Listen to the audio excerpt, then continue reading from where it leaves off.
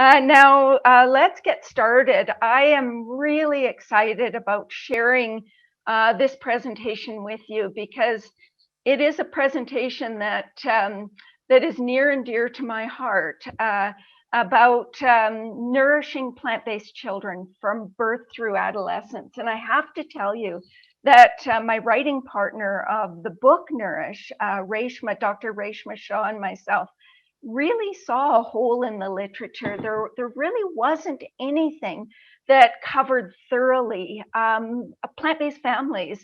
And so what I'm doing with you today is to provide for you this, a lot of the information that we provide in this book. And I hope that it will be of value to you and your family. So a quick outline, we're going to start by talking a little bit about why plant-based. We'll talk about the safety and adequacy of plant-based diets for children, 4 core concepts of feeding children. Then we'll look at considerations at various stages of growth. So infants, toddlers, children, and teens. And then we'll wrap up by discussing some of the potential nutrition shortfalls and how you avoid those. So let's start with why plant-based. Well, the answer is very simple. Plant-based is healthy, sustainable, and humane. And so we're going to dive a little more deeply into each of these aspects of plant-based nutrition for children. So first, looking at the aspect of healthy. So when it comes to nutrition and health, we know that the food we eat is so critical to our well-being. It is necessary for optimal growth and development of children, of course. Food, we all know, is our fuel. But what fewer people recognize is it's also the raw materials that we need to build and repair every cell of our body.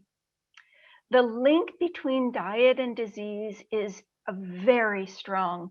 Poor nutrition is linked to 70% of deaths globally, 90% of type 2 diabetes, 80% of heart disease, and about 30 to 70% of cancers.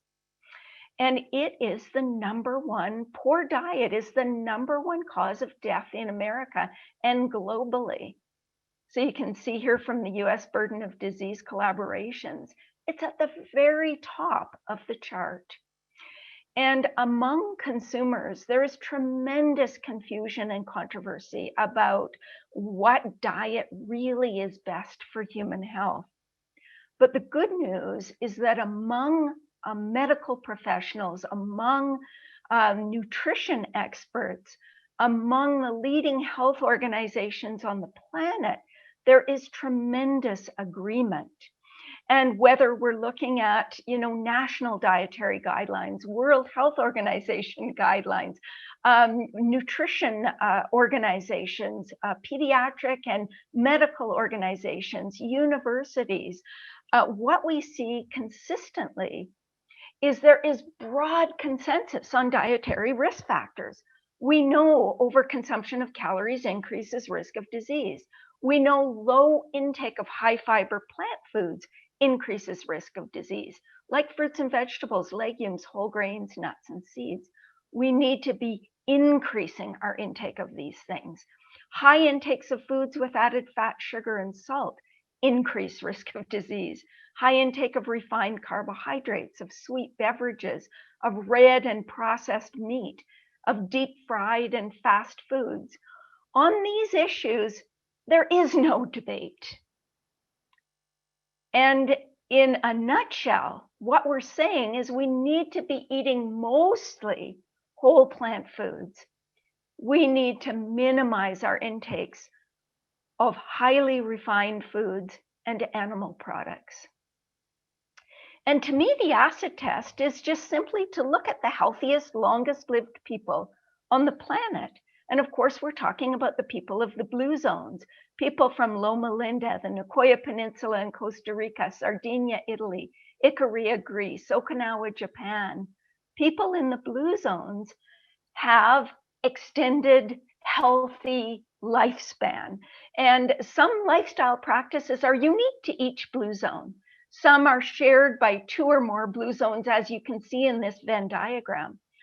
But there are certain lifestyle practices that are common to every single blue zone. And these are that they have very strong families. They're socially engaged. They do constant moderate physical activity. They tend not to smoke. And where diet is concerned, there's 2 factors. They all eat plant-based diets, and they all consume legumes as a dietary staple. There are so many advantages to health advantages to plant-based diets. They improve mortality and longevity. They reduce overweight and obesity. Plant-based diets are associated with lower rates of heart disease, type 2 diabetes, cancer, hypertension, non-alcoholic fatty liver disease, cataracts, gastrointestinal disorders, and gout, to name a few. Experts consistently agree that the dietary patterns that are best for human health maximize whole plant foods and minimize highly processed foods and animal products. But some people would say, we're talking about children here. Do we have to think about chronic diseases during childhood? And the answer is actually yes. While ensuring optimal growth and development is the #1 priority in childhood, we do need to do what we can to minimize the risk of lifestyle-induced disease during childhood and, of course, beyond. If we look at overweight and obesity in children, approximately 20% of American children and teens are obese. In the 1970s, it was 5%. 70 to 80% of adolescents that are obese will remain obese in adulthood. Childhood obesity is associated with a laundry list of adverse health consequences, from metabolic disorders to cardiovascular disease, type 2 diabetes, liver disorders, sleep apnea, lung disorders, menstrual disorders.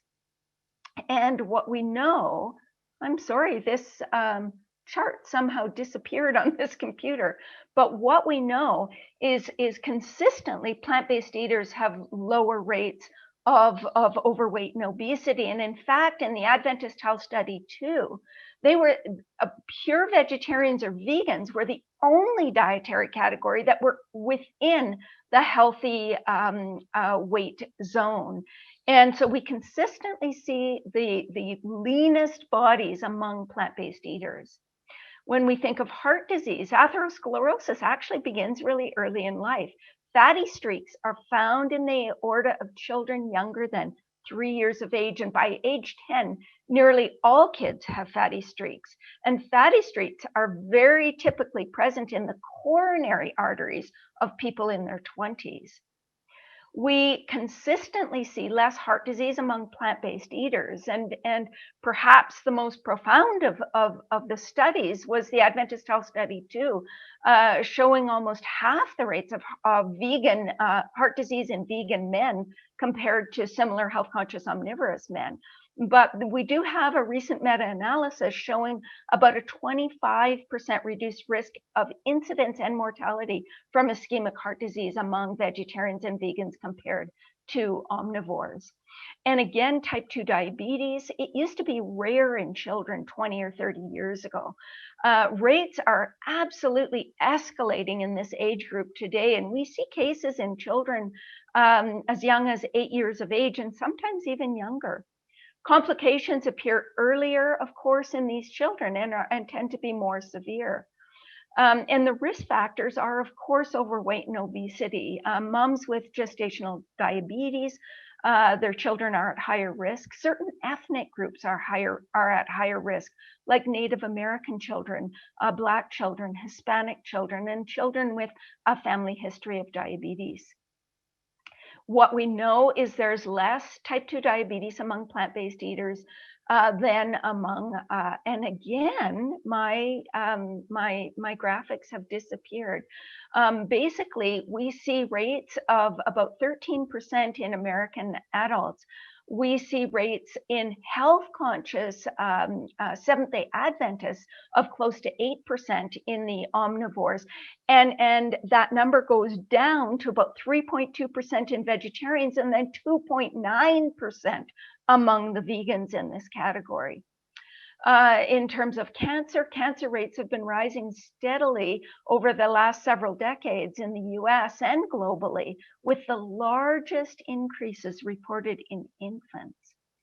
According to the National Cancer Institute, overall cancer rates have increased 27% since 1975 in children under 19 years of age. And again, we see less cancer among plant-based eaters compared to similar health-conscious meat eaters. Cancer rates were in Epic Oxford 11% lower among vegetarians or lacto-ovo-vegetarians, 19% lower among vegans, and in the Adventist Health Study 2, 8% lower among lacto-ovo-vegetarians and 16% lower among vegans. And if we look at the cancer, the diet recommendations for cancer prevention from the World Cancer Research Fund and the American Institute of Cancer Research, what we see is a recommendation to eat a diet rich in whole grains, vegetables, fruits, and beans, to limit consumption of fast foods and other processed foods high in fat, starches, or sugars, to limit consumption of sweet beverages, to limit alcohol consumption, and of course, to limit consumption of red and processed meat. And in fact, the WHO, or the World Health Organization's International Agency for Research on Cancer, I think it was in 2015, declared processed meat a group 1 carcinogen in the same category as asbestos and tobacco, and red meat a group 2A or probable carcinogen in the same category as DDT and glyphosate. And then, of course, we have to ask ourselves, why are we feeding children, in school programs, in hospitals, hot dogs and ham sandwiches? It doesn't make a lot of sense. So when it comes to what diet is best for health, I think the answer was articulated beautifully by Dr. David Katz, in this quote: "The evidence is strong, consistent, and compelling that a diet of predominantly or even exclusively whole plant foods can promote health, selectively treat and reverse disease, and confer comparable benefit to the planet. What we should be eating then for disease reversal and health promotion, for the sake of people and the planet alike, is clear enough. Welcomed by some, clearly inconvenient to others, the truth is that we should all be eating plant-predominant diets." Moving on to the sustainable issue, and what we know is, in terms of sustainability, some diets are preferable to others. When we look at the environmental impacts of animal agriculture, about 14 to 18% of all greenhouse gases, more than all forms of transportation combined, are due to animal agriculture. Animal agriculture is the leading cause of rainforest destruction, species extinction, ocean dead zones, and water pollution. It's responsible for 91% of the destruction of the Amazon. And animal agriculture occupies 40% of the Earth's habitable land mass. If we look at the habitable land used for food production, both animal and plant, we're using at present about 50% of the Earth's habitable land, and about 40% 80% of that is for animal agriculture. If everybody ate the way they do in the UK, that would be 95% of the land required to produce food for everyone on the planet. If everyone ate the US diet, it would be 138%. We would need about 1.4 planet Earths to sustain the population. If everybody ate a vegan diet, it would be 12%. An article from the Proceedings of National Academy of Sciences in 2016 stated that by 2050, greenhouse gas emissions would be reduced by 29% if we all followed the global dietary guidelines to eat more fruits and vegetables, less meat, sugar, and calories. and 70% if we all ate a vegan diet. Their recommendation, a global shift towards a plant-based diet. If we look at the amount of land required to feed an omnivore, we would need about 2 football fields for 1 person per year. For people eating plant-based, 2 football fields would feed about 14 people. You know, we are wasting valuable food. After cows arrive at a feedlot, they consume 12 pounds of food to gain enough weight to produce just 1 pound of beef. 50% of the world's grains go towards feeding livestock, while close to 1 billion people go hungry every day. If we look at the carbon footprint of our food, what we see becomes a sort of self-evident. If you look at the carbon footprint of grazing beef, it's about 60, they produce about 60 kilograms of carbon dioxide equivalents per kilogram of food. For lamb, it's 24, for cheese, 21, coffee, 17, prawns, 12, pork, 7, poultry, 6, eggs, 4.5, and then we go down into the plant foods. You're looking at between about 0.3 for nuts, 0.4 for root vegetables, 0.4 for a lot of fruits, 0.9 for beans and lentils, 1 for corn, 1.4 for grains, 4 for rice. You can see if we're eating on the lower end of the spectrum and we're eating plant foods, our carbon footprint is dramatically reduced. And simple changes can make a big impact. Even if the world just ate 15% less meat, it would be like taking 240 million cars off the road each year. The Eat Lancet Commission from 2019 asked this important question: can we feed a future population of 10 billion people within the healthy planetary boundaries? And the answer is absolutely. Food is the single strongest lever to optimize human health and environmental sustainability on Earth.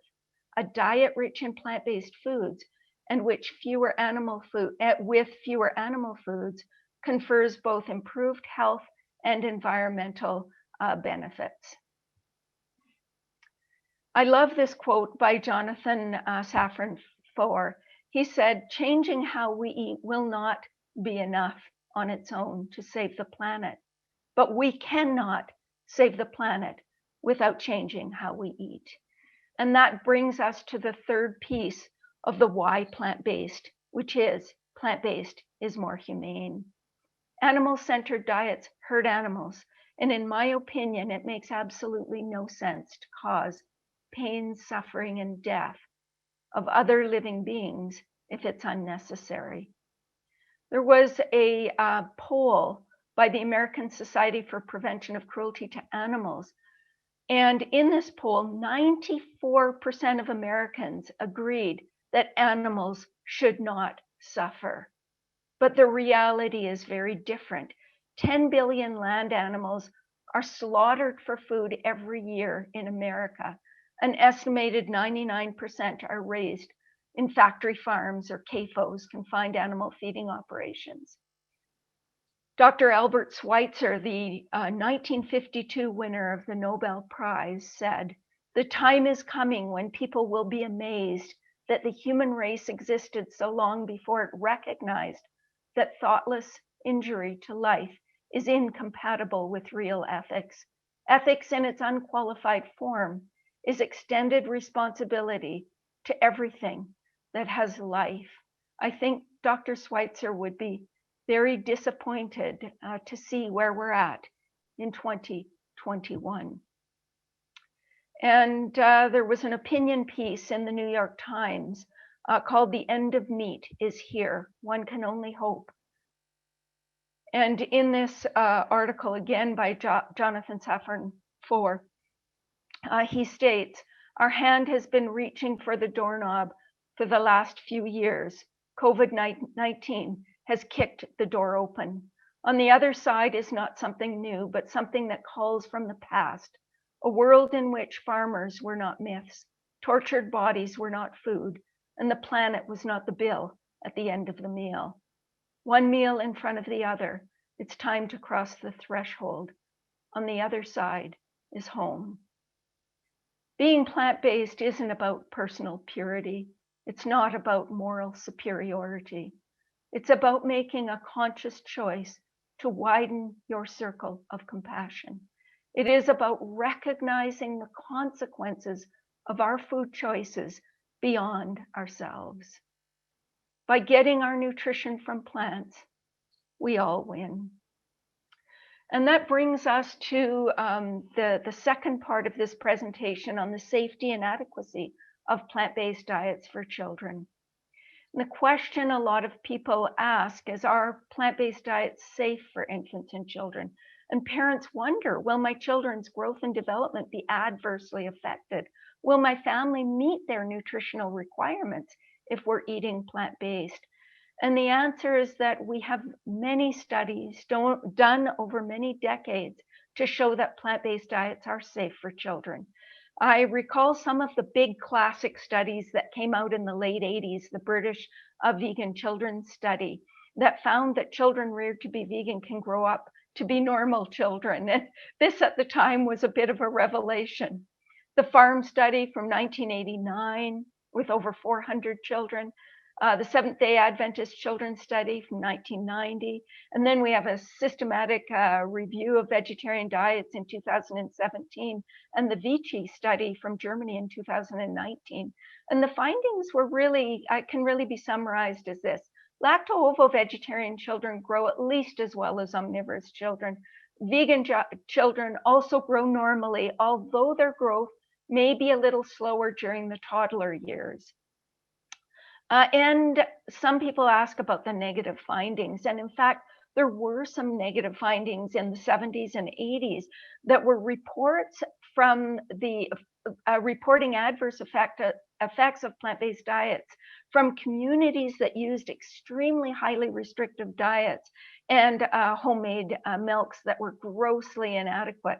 But since then, we have a very different food world, and nutritious and fortified and wonderful plant foods are very widely available. And we don't see these kinds of adverse outcomes very often anymore when people are including balanced diets. And I think one of the most useful, comprehensive report that we have that we can share with physicians, that we can share with our healthcare providers, is the position of the Academy of Nutrition and Dietetics on vegetarian diets from 2016.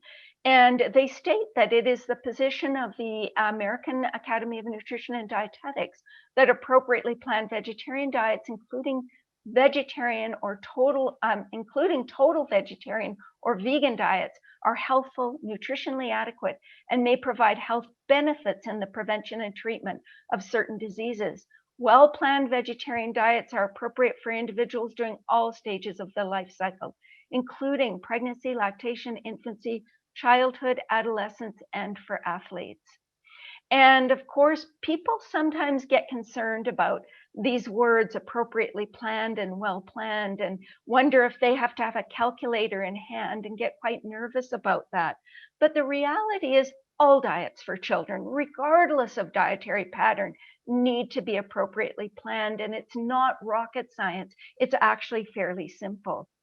You know, I always find it funny that in our society we consider a school lunch like this to be well planned and quite appropriate, but we raise our eyebrows when we see a lunch that looks like this, that's completely plant-based.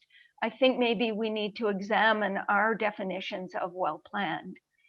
There are many advantages associated with plant-based diets for children.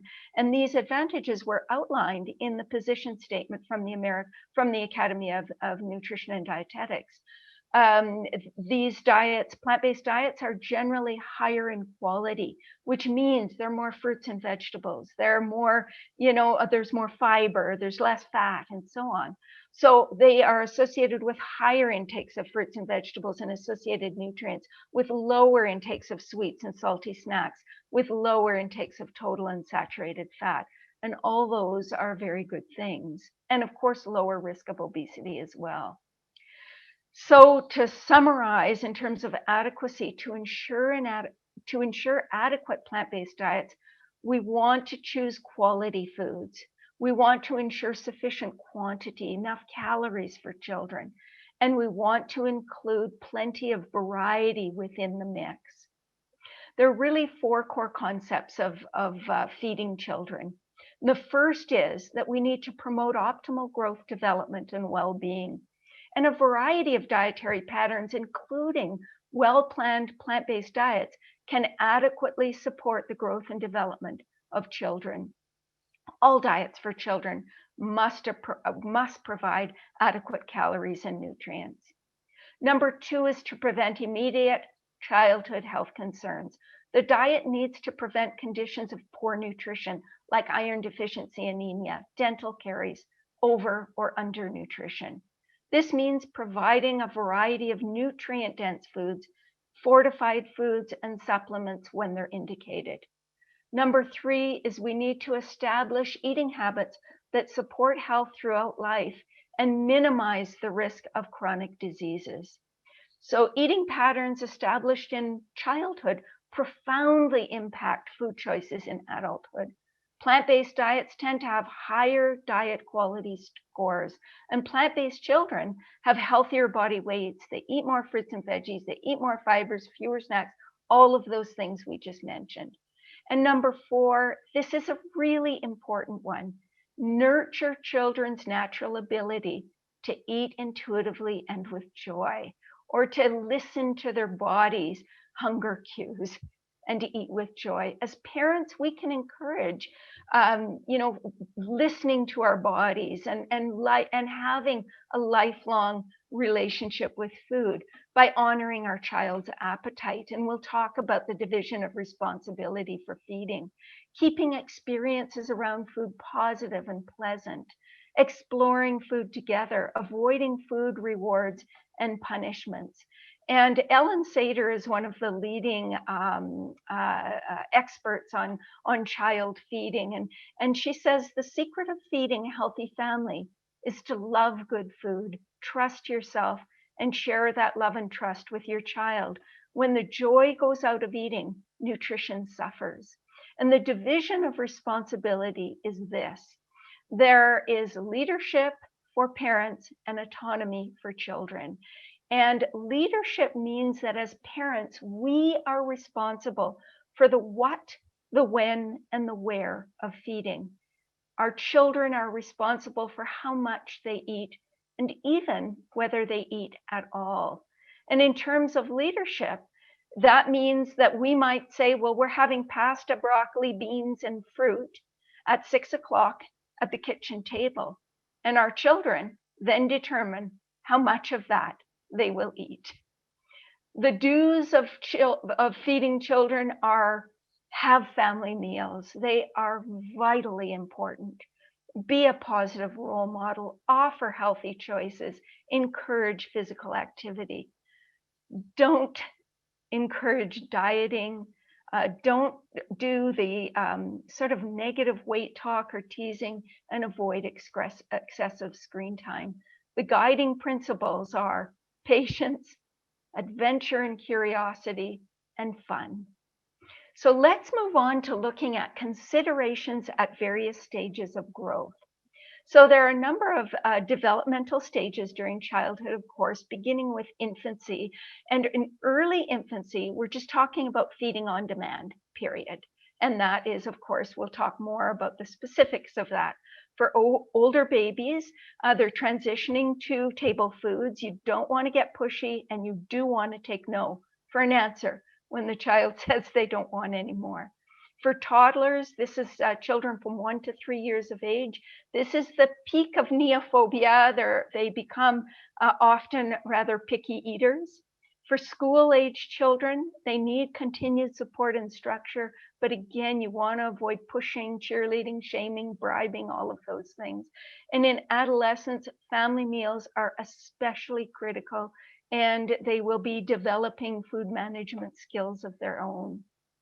So let's start with infants from 0 to 12 months of age. And we'll start by talking a little bit about the best milks for baby. And of course, there is no controversy about this whatsoever. Human breast milk is best for human infants, as other mammals' milk is best for their offspring. Exclusive breastfeeding is recommended for the first 6 months of life, and you want to be continuing for as long as it benefits you and your baby. Normal, natural human weaning is 2 to 4 years. And I know that seems a lot for people, but that is natural human weaning. And if you can continue for 2, 3, or 4 years, the benefits you provide your child are really quite extensive. There are multiple advantages both for baby and for mother. And we do have studies that have compared the breast milk of vegetarians with the breast milk of omnivores, and compared to the breast milk of non-vegetarians, the breast milk of well-nourished vegetarians contains about the same level of macro and micronutrients. It does, however, contain smaller amounts of omega-3 fatty acids, and it also contains far fewer environmental contaminants, especially among vegans, which is a huge advantage to your child. So what are safe alternatives to breast milk for people that cannot or choose not to breastfeed? The only acceptable substitute for breast milk in the baby's first year of life is commercial infant formula. Of course, if you're unable to breastfeed, there is the option of acquiring human breast milk from a milk bank, for example, but this is very expensive. So the only other alternative to breast milk is commercial infant formula. And for lacto-ovo vegetarians, what most authorities like the American Academy of Pediatrics will recommend is cows-based formula, and they'll recommend soy-based formula for vegans or for babies that can't consume cow's milk. But often people wonder, is soy formula safe? And the answer is there have been studies comparing infants fed breast milk, cow's milk formula, and soy formula. And this particular study looked at all 3 groups, and they all had normal range for brain development and cognitive function. The breastfed babies outscored the milk-fed baby, the cow's milk-fed babies, and the soy formula babies slightly, but the milk-fed and soy-fed babies did not differ significantly at all. And just so you know, there actually are a number of companies right now that are in the process of developing non-soy vegan formulas, and they're based on things like almonds and grains and so forth. So those should be available in the next year, I would expect. The American Academy of Pediatrics also weighs in, saying isoflavones in soy formula do not adversely affect human development, reproduction, or endocrine function. So what about homemade formula? Well, homemade formulas are not appropriate for infants. Severe malnutrition in infants have been traced to homemade formula on a number of occasions. And when I mentioned the communities that had children who died or failed to thrive on vegan diets, they were almost always traced back to homemade infant formula that provided very few calories and grossly inadequate nutrition. So this is not something to fool around with. In addition, for infants up to 12 months, breast milk or formula must not be replaced with cow's milk, goat's milk, soy milk, almond milk, or any other type of milk. So let's move on to complementary feeding. When should we start baby on solid foods? Well, we want to start solids around 6 months of age when a baby shows signs of readiness. Some people say, well, why not earlier? Why not at 3 or 4 months of age? Well, the baby's actually not developmentally ready. He or she is not physiologically ready. In other words, they can't swallow foods. They don't have the digestive system to manage solid foods. And the greatest immune protection comes from breast milk, and it occurs when baby is exclusively breastfed. So why not later? Some people think, well, if it's good to wait 6 months, maybe it's better to wait 8 or 9. But by 6 months of age, babies need the additional calories and the additional iron provided by solids. This is a really critical period for adapting to various tastes and textures. And if you miss this critical period, often what happens is the baby won't want foods with different textures, and they can become very fussy eaters. So the first foods should be iron-rich foods. And so iron-rich infant cereals mixed with breast milk or formula would be a reasonable choice. Well-cooked or blended mashed tofu, lentils, or beans would also be a reasonable choice. And then, of course, because babies are developmentally ready for solids at 6 months, you can also start vegetables and fruits and grains and nut and seed butters and creams. And I know this is a surprise for some people. We used to tell parents to wait for at least a year or more if there was a history of allergy, to wait 2 or 3 years before introducing nuts and seeds in the form of butters and creams. And this new thinking now is that we should not delay the introduction of potential allergens, and we should be introducing them actually very early, and with medical support for infants at very high risk. But what we found, what research has found, especially where peanuts are concerned, is that early introduction of peanut protein will actually dramatically reduce risk of allergy in children. So this is something to be very aware of. So what kinds of textures are appropriate? Well, a 6-month-old baby can safely handle a variety of textures. And usually you'll start with a pureed food at the very beginning, and then very quickly, to a lumpy or mashed or finely chopped kind of texture.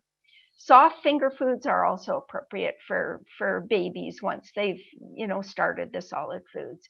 There are a number of baby food no-nos. There are several foods that are not considered safe for babies: unpasteurized dairy, cow's milk, processed meat, honey, raw sprouts, danger with the honey and sprouts, it's danger of bacterial contamination, sugar sweetened beverages, fruit juices, foods with added sugars to age 2, actually, protein powders, and any foods that present choking hazards like hard, round, or sticky foods.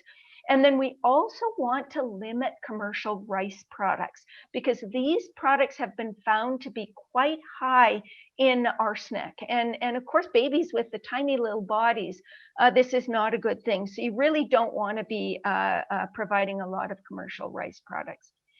And something that people should be aware of is baby's milk is still the main source of calories. For 6 to 8-month-olds, it will still be providing about 80% of their calories. By 9 to 12 months, it's about 50%, and at 1 to 2 years, it's about 30% of their calories. And there's a lot of debate about whether we should be doing this baby-led weaning versus spoon feeding. And baby-led weaning is just allowing babies to feed themselves and not actually spoon feeding them. And it does allow baby greater control of their food intake, and they can stop eating when they're full and so on. Babies in baby-led weaning are just given food on their tray and encouraged to explore it and eat whatever they can get into their mouths independently. I feel that a compromise may be a reasonable, especially for slower growing babies. Providing more iron and calorically dense foods on a spoon can help to ensure adequate intakes. And so for these, baby cereals and, the pureed foods, whatever, to be giving them on a spoon, and then giving babies these, sort of finger foods and other foods that they can actually pick up and consume seems a very reasonable compromise. What about supplements? Well, breastfed babies need vitamin D, about 10 micrograms up to 12 months of age. And the American Academy of Pediatrics actually recommends a milligram per kilogram of iron beginning from 4 months until recommended intakes are met by solid foods. But this is actually a little bit controversial.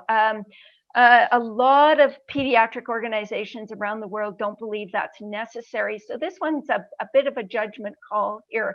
I would suggest, discussing it with your healthcare provider. For formula-fed babies, you don't need to use any supplements at all if iron fortified formula is used. Moving on to toddlers from 1 to 3 years of age. Feeding guidelines, you want to avoid distractions at this stage. You want to keep the atmosphere pleasant. You want to limit the meal duration. Don't be, stretching meals out to an hour or something. 15, 20 minutes is more than enough for most young children.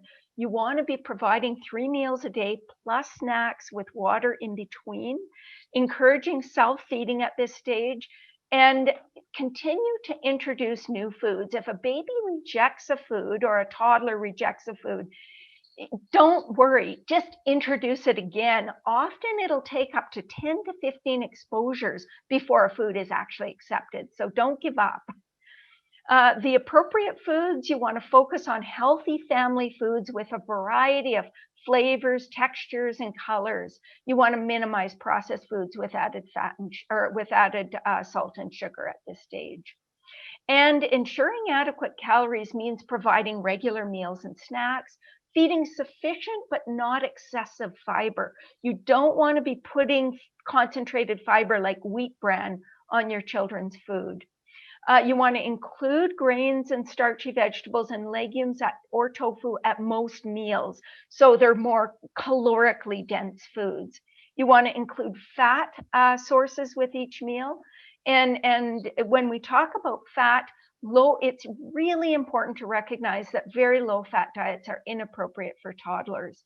They should be getting about 40% of their calories from fat at age 1, and that would slowly be reduced to about 30% by age 3.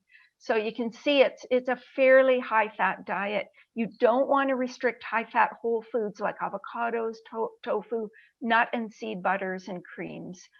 And you can use concentrated fats and oils, but if you do so judiciously, because they can crowd out foods that provide iron and zinc and calcium and all the other essential nutrients, it's best for most of the fat to be coming from whole foods.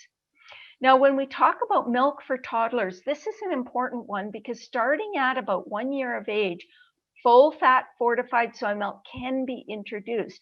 Soy milk has about the same amount of protein as cow's milk and more iron, so that's a benefit of soy milk. But soy milk has less fat than 2% cow's milk, so it's important that other fat sources are included.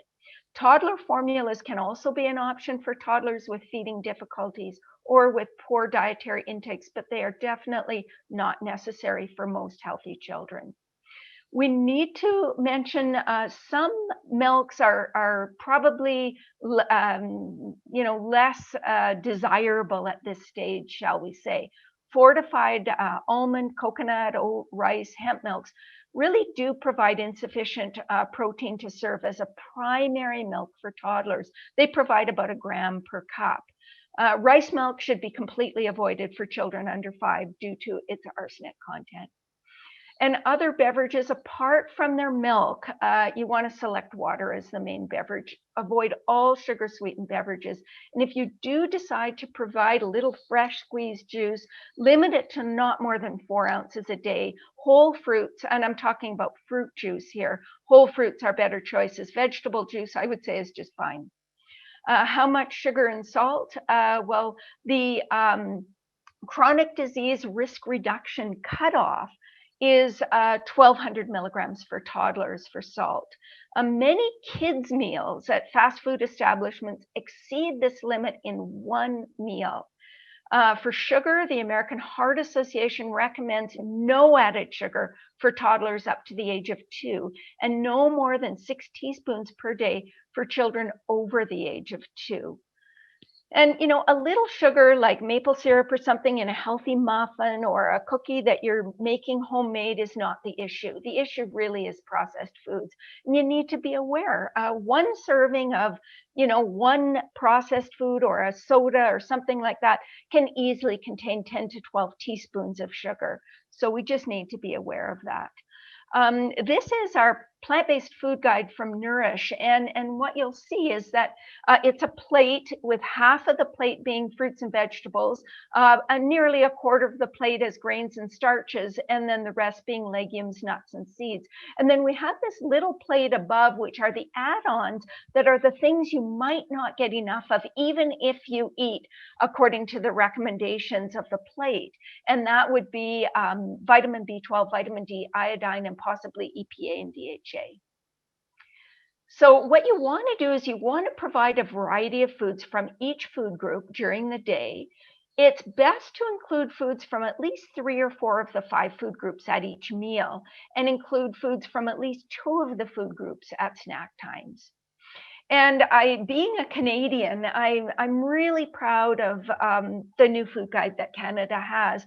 Health Canada, I think, has now become a global leader in nutrition, national nutrition policy with the new food guide. And what you can see here is that the food guide is half the plate is fruits and vegetables, a quarter of the plate is grains, and a quarter of the plate is protein-rich foods.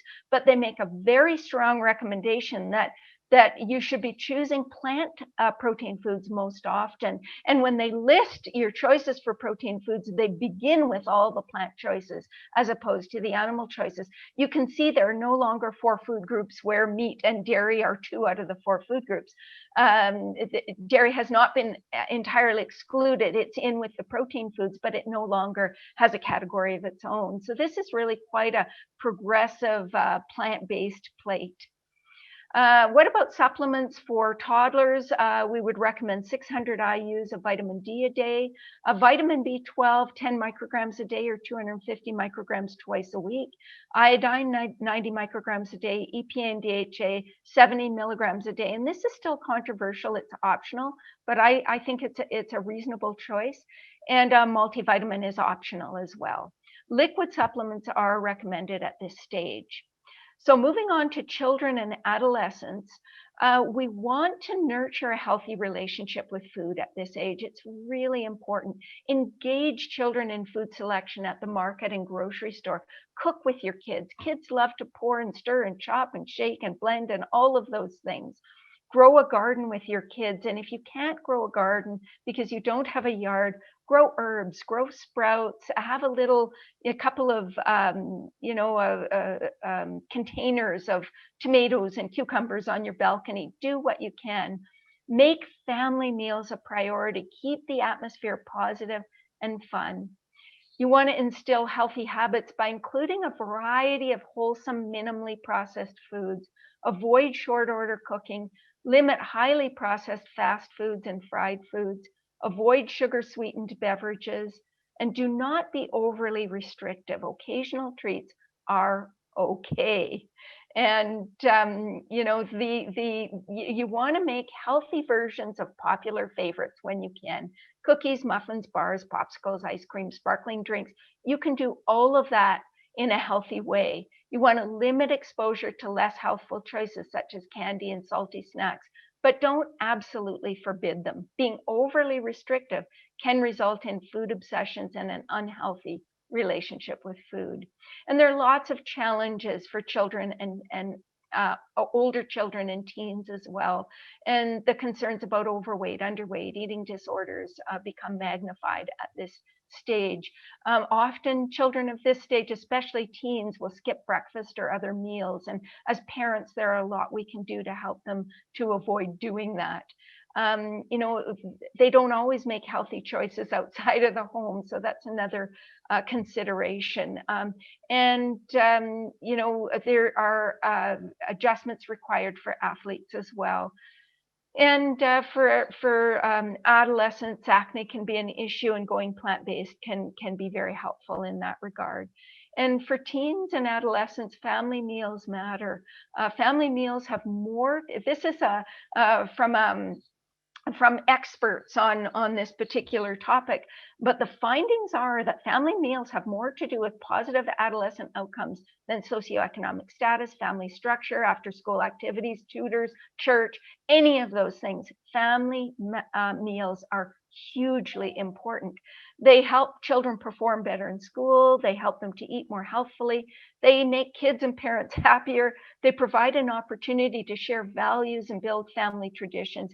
And maybe most importantly, they help you to stay connected with your children. Supplements for children and teens, again, vitamin D, vitamin B12, iodine, EPA, and DHA, and an optional multivite, which again, these supplements can be, of course, in chewable form, or for adolescents, they can be in swallowed form. So finally, we will wrap up by talking about avoiding nutrition shortfalls. And we will look briefly at protein, omega-3s, iron, zinc, calcium, vitamin D, vitamin B12, and iodine. So we'll begin with protein. Can children get enough protein without animal products? And the answer is absolutely. Even the largest mammals on the planet can get enough protein from plants.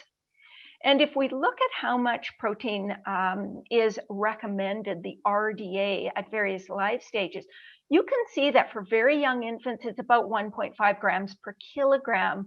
And there are 2.2 pounds in a kilogram. So, and that begins to decline as you move towards adolescence.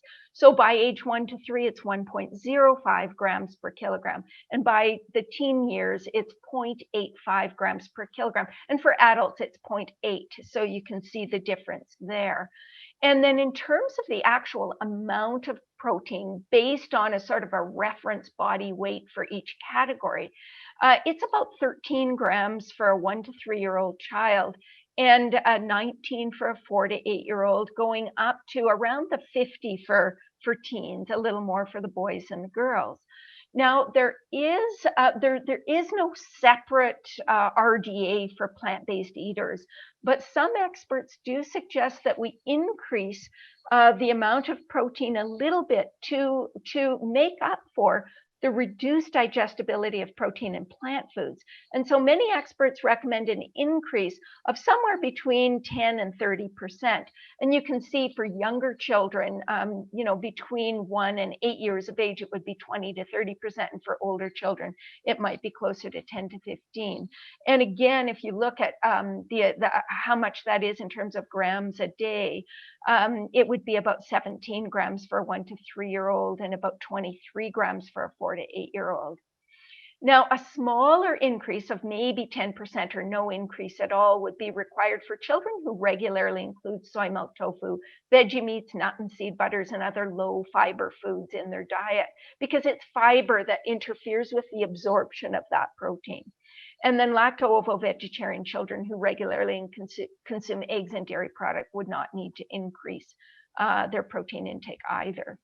So then the question comes up, how much do the children actually consume? Well, we actually have a study that looks at intakes in toddlers, and that's the Vici study I mentioned earlier from Germany. And they looked at 430 children who were toddlers, 1 to 3 years of age. And the average protein intakes in these children was 2.7 milligrams per kilogram per day for the omnivores, 2.3 milligrams per kilogram per day for the lacto-ovo-vegetarians, and 2.4 milligrams per kilogram per day for the vegans. And if you recall, the RDA is 1.05 grams per kilogram per day for this age category. So every single category, whether vegan, lacto-ovo-vegetarian, or omnivore, these children were all consuming at least double the protein that was recommended.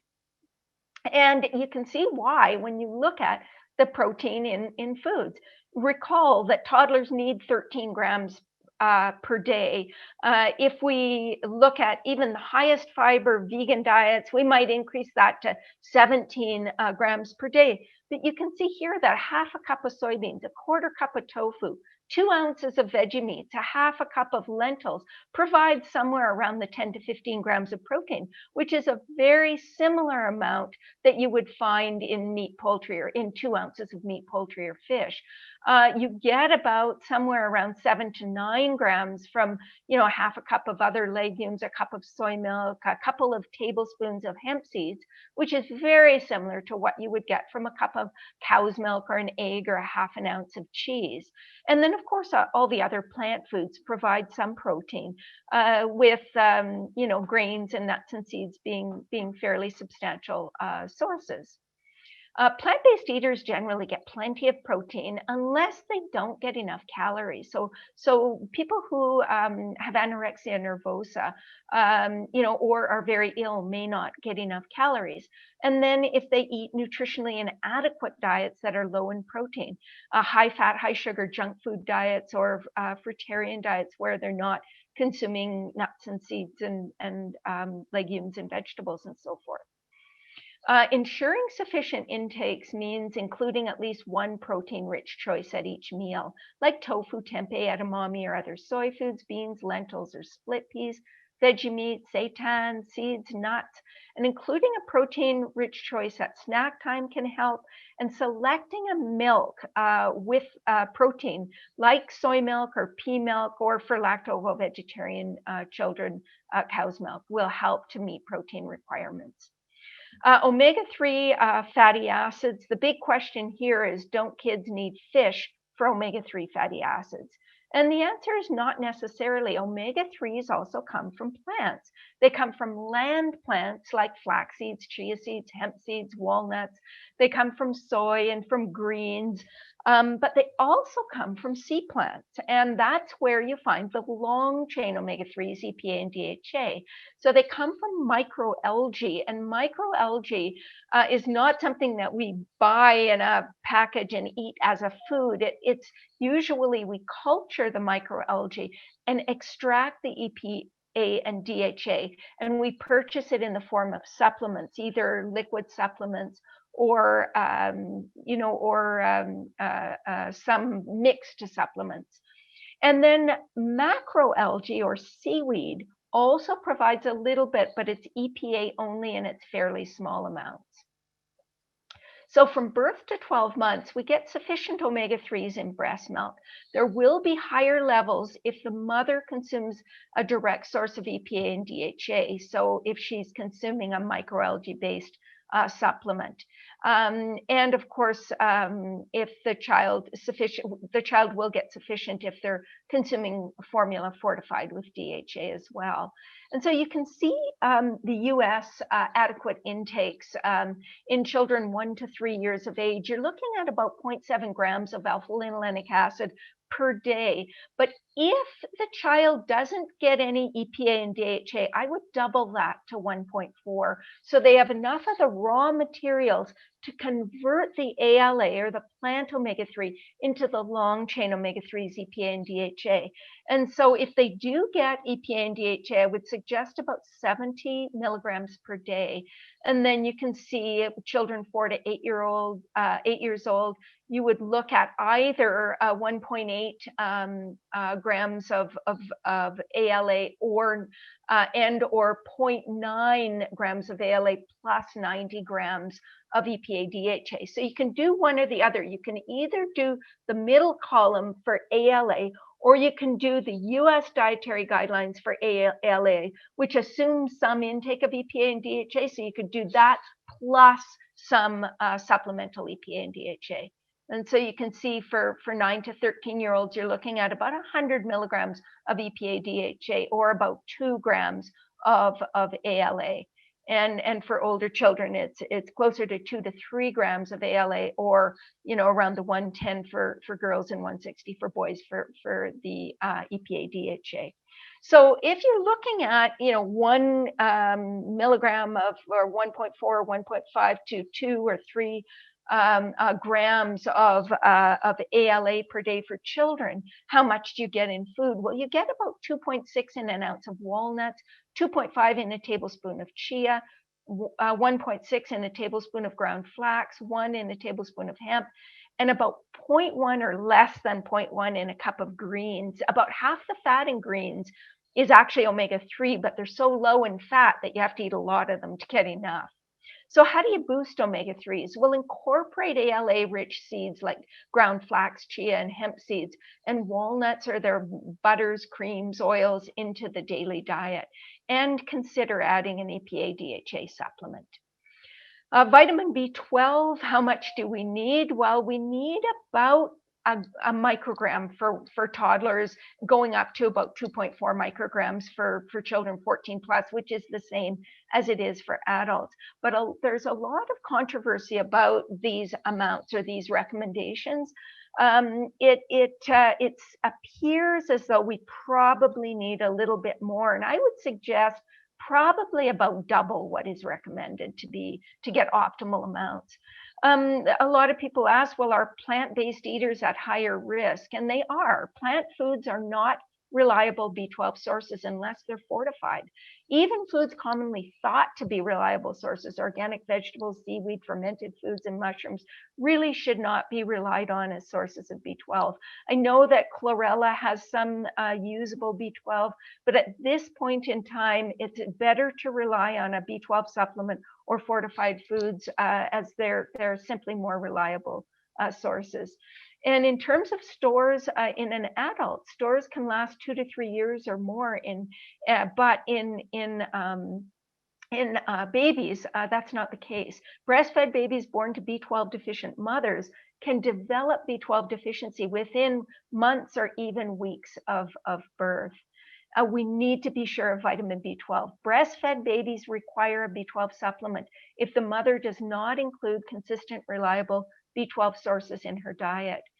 Formula contains vitamin B12, so formula-fed babies, there's no concern. But once breastfeeding slows or stops, infants must be provided with an alternative source of vitamin B12, either in the form of supplement or fortified foods, but preferably more reliable is the supplement choice. So what are the symptoms of deficiency? Well, we see regression of developmental skills.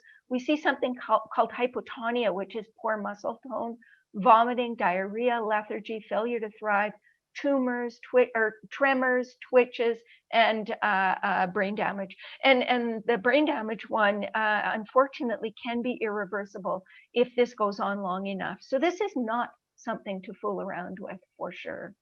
So what are reliable B12 sources? Well, the most reliable is supplements. Second would be B12 fortified foods, and you certainly can do a combination of those two things. And then for, lacto-ovo or plant predominant eaters, animal products can be used as well as B12 sources. So how much B12? Well, we're looking at, for infants, if we're supplementing, it's about 5 micrograms per day. And then for older children, toddlers, it's about 10, 4 to 8 years old, 25. And then 9 to 13 years old, 50, and 14 years plus, 100 micrograms. Now, some will say 50 micrograms is enough, and there is some evidence to suggest that this is enough. But if we do the math on absorption rates based on the information we have, 100 micrograms is super safe. So that's why I went for 100 micrograms. These are recommendations that will really ensure adequate levels. Liquid drops or sprays are suggested for children up to 3 years of age, and chewable can be used thereafter. But of course, liquid supplements are always better absorbed. Moving on to iron, the US RDA is a little bit shocking when it comes to iron. You can see for children up to 1 year of age, it's 11 milligrams from 7 to 12 months. And for a male adult, it's 8 milligrams. So you can see they need more iron than an adult man. And for 1 to 3 year olds, it's 7. For 4 to 8 year olds, it's 10 milligrams. There are a number of factors that can increase the risk of iron deficiency.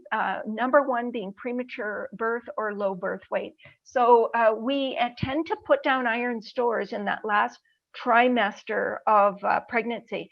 And if the baby's born early, they will not have the iron stores that would be expected. And almost always they need iron supplementation. Early introduction to cow's milk before 1 year of age is probably the biggest cause of iron deficiency in full-term infants. Cow's milk should not be fed to infants under a year of age. And the use of unfortified infant formula can contribute. The late introduction of solid foods over 6 months of age is also a factor. For children and teens, drinking too much milk, over 24 ounces per day of cow's milk between the ages of 1 and 5 is a big risk factor for iron deficiency. Insufficient dietary sources, lead exposure, certain health conditions, chronic infections, heavy menstrual bleeding, can all be significant contributors to iron deficiency. So how do we maximize iron status of children? Well, we want to, number one, moderate the intake of iron absorption inhibitors, phytates, polyphenolic compounds. And the main source here is things like wheat bran, putting these concentrated fiber sources on food. Children don't usually drink tea, so that's not a big issue there. We want to boost our intake. This is a big issue for children, of iron absorption enhancers. So, for example, if a child's eating lentils or some iron-rich food, you want to make sure at the same meal they're having some vitamin C-rich food. So it could be citrus fruit. It could be something like red peppers or other vegetables. And other iron absorption enhancers are vitamin C, carotenoid-rich foods, and allium vegetables like garlic and onions. We want to replace meat with legumes rather than dairy. So one of the big mistakes that people who are shifting to a plant-based diet often make is they just switch out meat. They switch out, the meat for a cheese pizza or macaroni and cheese, or all of these cheese laden foods that they're familiar with. And dairy is actually a poor source of iron, and it actually inhibits the absorption of iron. So when people do that, it encourages iron deficiency. So you want to replace meat with iron-rich plant foods like legumes to help ensure iron status is maintained. And select iron-rich foods within each food group as well. And that means, in the nut and seed group, for example, pumpkin seeds, cashews are reasonable sources. Within the bean group, white beans and black beans are good sources. Lentils are an excellent source of iron. So just getting familiar with the sources of iron is really helpful. And then in terms of iron supplements, as I mentioned, the AAP suggests this 1 milligram per kilogram from 4 months until solid foods, but that's controversial in premature infants, requiring often 2 milligrams per kilogram. So that is something to be aware of. And do children need iron supplements? Well, normally iron is tested at about a year of age, and so you kind of go from there. Supplement if indicated, and if you do use a multivitamin, you may want to select one with iron if your child's iron levels are a little bit on the edge. Zinc is another nutrient that we need to be aware of. Zinc absorption can be significantly lower from plant foods, especially if the plant foods are high in phytates. So we don't have any separate recommendations for vegetarians, but just to be aware that absorption may be lower, so we may need as much as 50% more. So if we look at the RDA, this is something that I find very interesting. So for a 1 to 3-year-old, they need about 3 milligrams of zinc per day, but their upper limit for a 7 to 12-month-old, they need 3 milligrams a day as well. But their upper limit is 5 milligrams, and the upper limit for a 1 to 3-year-old is 7 milligrams. So the difference between the RDA, or the recommended intake, and the upper limit, the level at which adverse consequences can occur if you have more than that, it's very, very small window. So you don't want to be providing massive amounts of zinc, that's for sure. And then you can see the amounts required for older children. And the upper limits are a little bit more generous. With upper children, their bodies can handle a little bit more. So there are a number of factors that increase risk for inadequate intakes. And again, it's exclusive breastfeeding beyond 6 months, very high phytate intakes, picky eating, highly refined diets, because of course, when you refine a whole grain into a white flour product, one of the nutrients you lose in the process is zinc, as you lose most other minerals as well. So this is something to be aware of. Overly restrictive diets can be low in zinc. Kids with eating disorders may not get enough zinc, and children with gastrointestinal malabsorption issues may not get enough zinc, like children with celiac disease, for example. So how do we boost zinc? Well, limit the intake of very high phytate foods like wheat bran, and use food preparation techniques to reduce phytates. And that means soaking and sprouting and cooking and roasting and yeasting breads, and all of those things help to break down phytates. Phytates are just the storage form of phosphorus in foods, so it breaks them down. We want to ensure sufficient calories, include regular nutritious snacks, especially for small children. If you do use a multi, you can use a multi with zinc. It usually has a very appropriate level, and include zinc-rich foods at each meal, which you're talking about mainly legumes, nuts, and seeds are the big zinc sources in plant-based diets. Calcium is often a concern. The recommended intakes are super high in North America relative to the rest of the world. 700 milligrams for 1 to 3-year-olds, 1,000 for 4 to 8-year-olds, 1,300 for 9 to 18-year-olds. This is a lot. It's almost double what it is in some other countries, just so you're aware of that. Calcium intakes in plant-based children, well, lacto-ovo-vegetarian children consume as much or more calcium than non-vegetarians, but vegan children or 100% plant-based children often do fall below the RDA for calcium, the American RDA for calcium.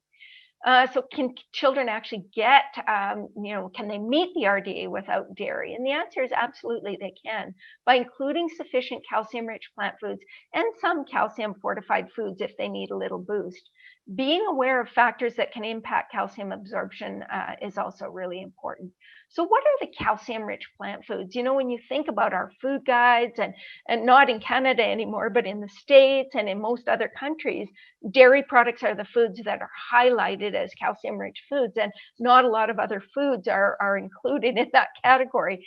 And so it's important just to become familiar with the calcium-rich foods. And so it's the low oxalate dark greens, and tofu that's made with calcium, and the fortified non-dairy milks, and beans, and tahini, and even blackstrap molasses, and some of the nuts and seeds. Chia seeds are actually a really good source as well. So there are a number of sources. And one of the things that makes it way easier to meet the American RDAs and Canadian RDAs is to select calcium fortified non-dairy milks and other foods with added calcium. It's so much easier to provide a little 4 to 8-year-old child with 1,000 milligrams of calcium if you're including 1 or 2 servings of fortified non-dairy milk a day, because they have about 300 milligrams per cup. So you've got 300 to 600 milligrams right there. If we look at this, is just a child menu with 1,000 milligrams of calcium to show you what it might look like. And here you have oatmeal and berries, 1 serving of fortified non-dairy milk or a cup of non-dairy milk, a tablespoon of chia seeds, a small whole grain muffin, peanut butter and banana wrap, veggies and cashew dip, a smoothie made with the milk, black beans, quinoa, broccoli, chocolate pudding made with fortified non-dairy milk, and you've got 1,000 milligrams. So that it's pretty simple to do. You want to be very aware of factors that can inhibit or enhance calcium absorption. And things that can have a negative impact are excessive oxalates or phytates. Excessive sodium can cause you to actually urinate out calcium. High acid load alcohol, which isn't a concern, except it can be for adolescents. Caffeine, again, can be for adolescents. And positive impact, of course, vitamin D. You need vitamin D to absorb calcium. Other factors affecting calcium absorption, the amount of calcium consumed at one time. So absorption efficiency decreases as calcium intake increases. Which means that if you consume, 500 milligrams in one meal, you'll absorb less than if you took that 500 milligrams and spaced it 5 times throughout the day. You would end up absorbing more. So age and stage makes a difference too. Calcium absorption is actually as high as 60% in infants and young children. It's only about 15 to 20% during adulthood, except for pregnancy when it's higher. So children do absorb more calcium than adults. And then we want to consider calcium bioavailability. The dairy industry likes to say that the only bioavailable calcium is in dairy products, but that's not quite true. We absorb about 32 or so percent of the calcium from dairy. We absorb about the same from tofu made with calcium. We absorb a little bit less from soy milk, but not a tremendous amount less. It's somewhere around the 25% or so.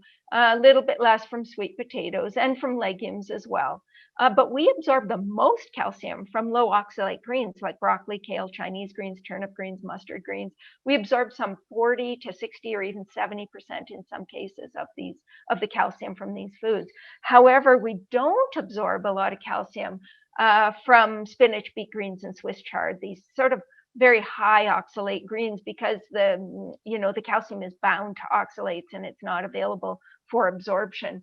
And so these we might get 5% or so of the calcium from.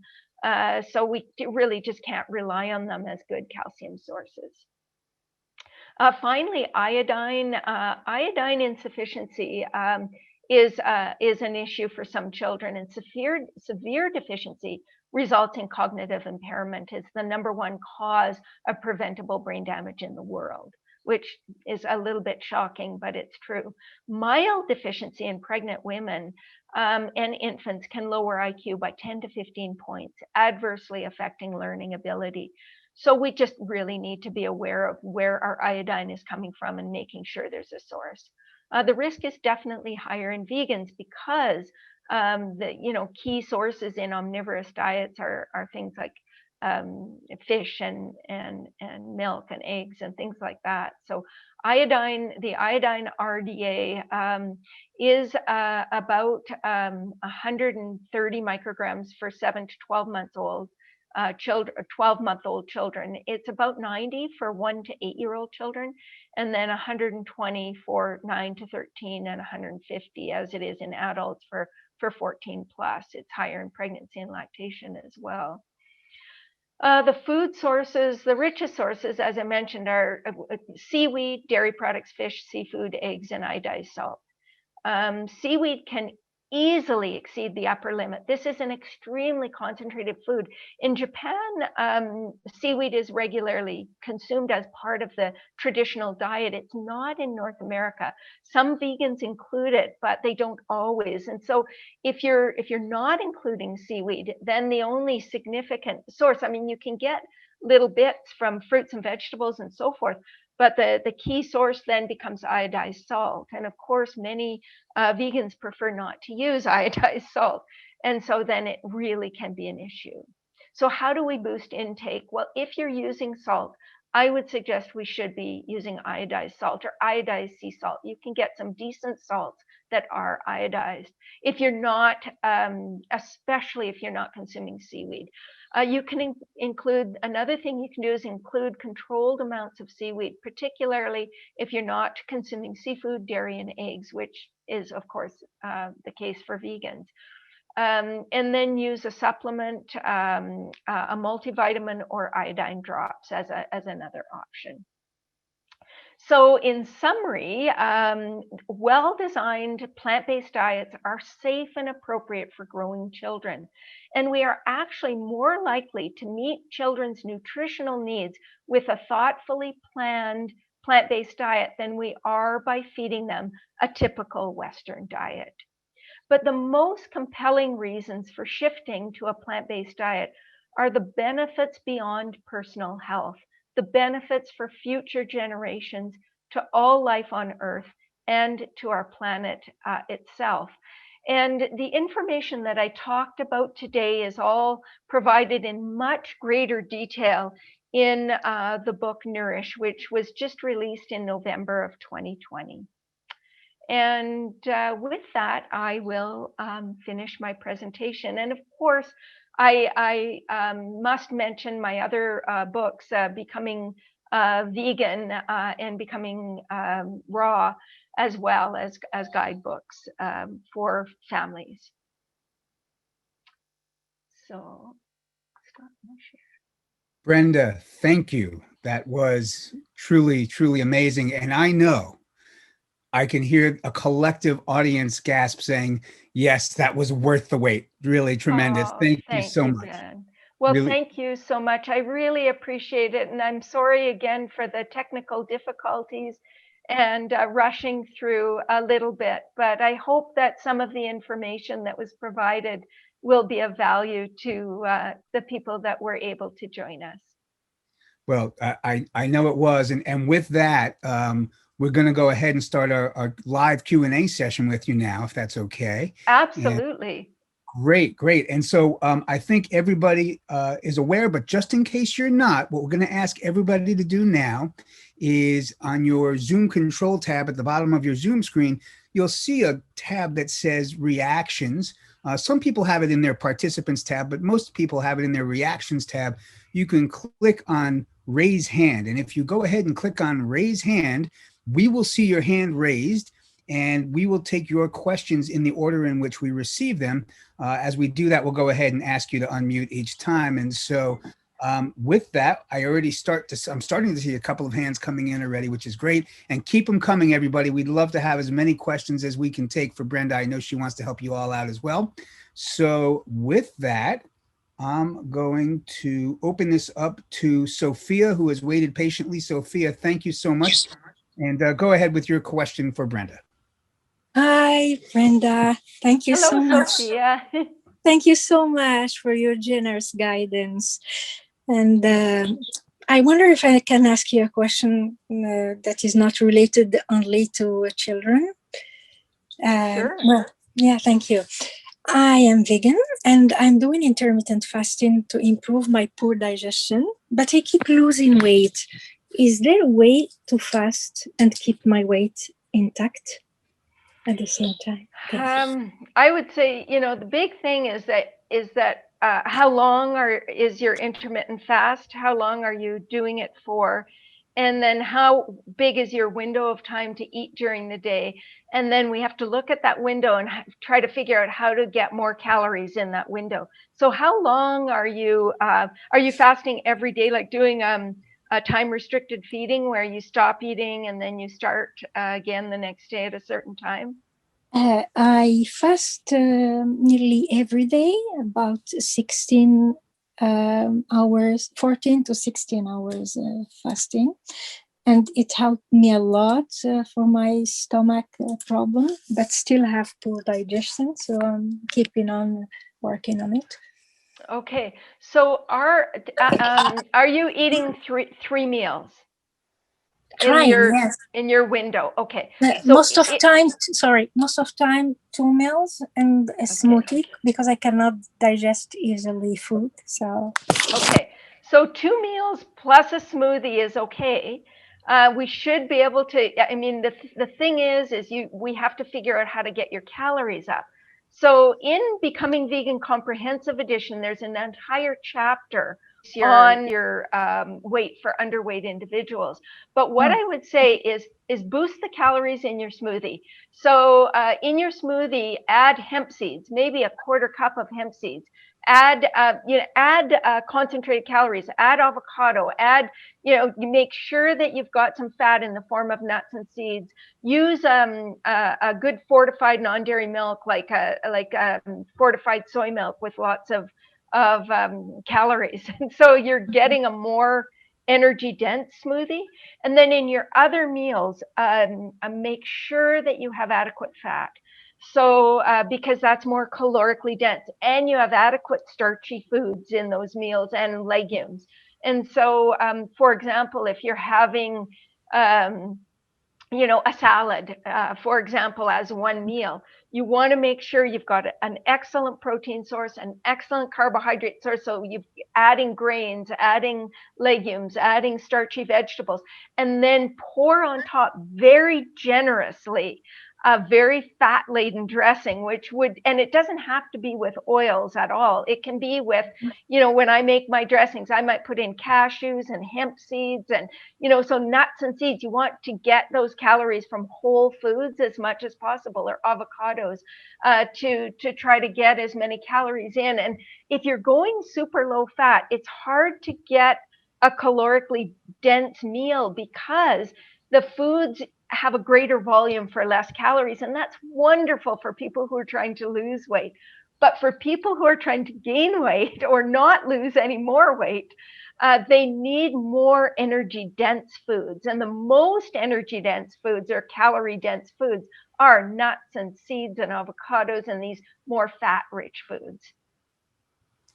Thank you, Brenda. We're going to move on now to somebody with the initials DF. DF, if you'd go ahead and unmute yourself, please. Thank you so much. Thank you, Brenda. You are amazing. I've been following your work for many years. Thank you. Thank you. Thank you. I have a couple of questions. I have been plant-based for some time, but my white blood cell count is lower than the normal range. I think the normal range is like 4, and it's like 3. Mine is like 3.8 or 3.9. It's been like this for a couple of years, but I don't think I have any clinical symptoms of not feeling well.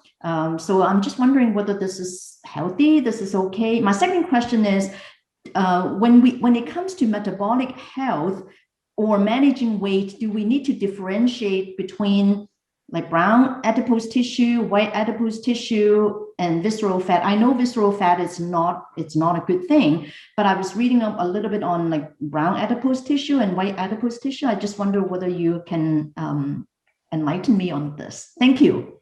Okay, the first question, remind me, Ben, it was about, the white cell count, right? I've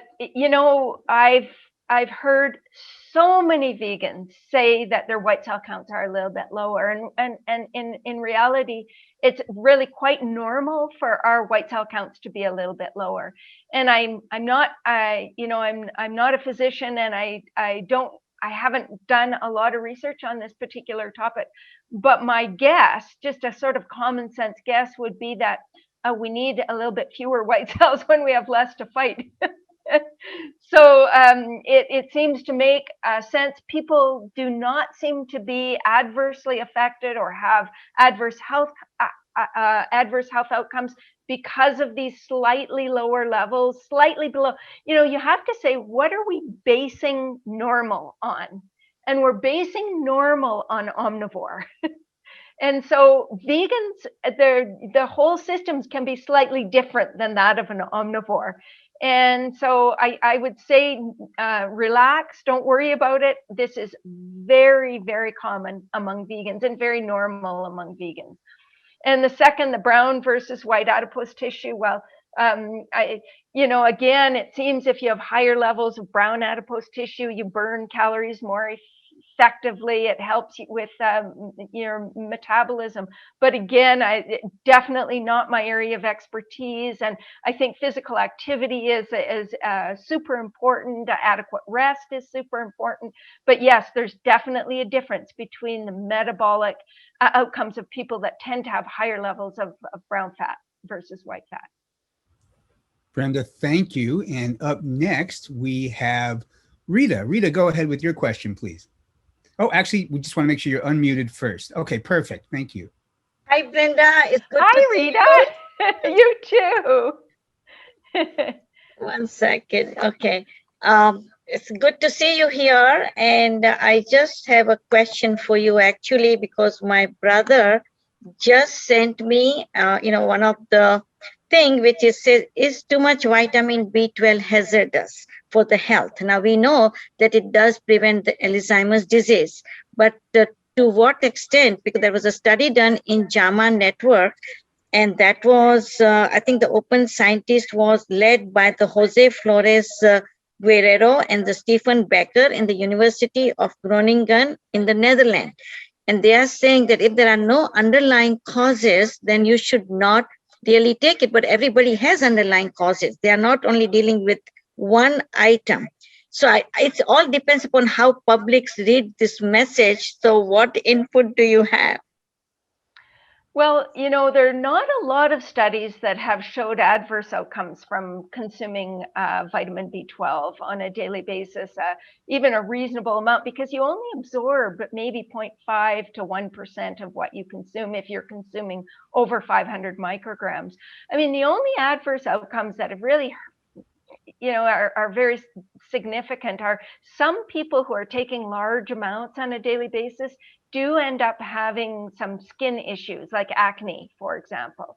And for those people, they might want to reduce the amount they're having, have smaller amounts, or you eat more of the fortified foods as opposed to the supplements.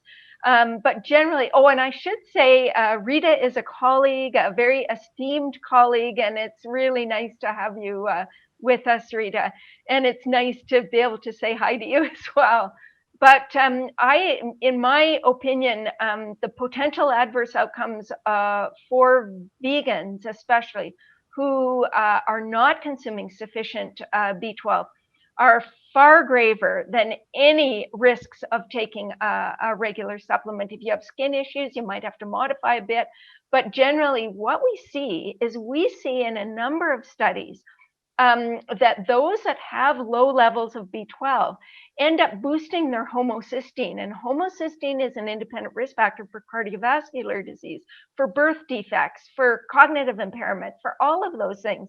And in order to keep homocysteine down, you need to be getting a reasonable amount of B12. And plant foods are not reliable sources. So we have to be taking it in one form or another, either from fortified foods or supplements. And so I would say it's not like vitamin D, where some individuals can't seem to normalize their vitamin D even at 2,000 or 3,000 IUs a day. They need to go to 4 or 5.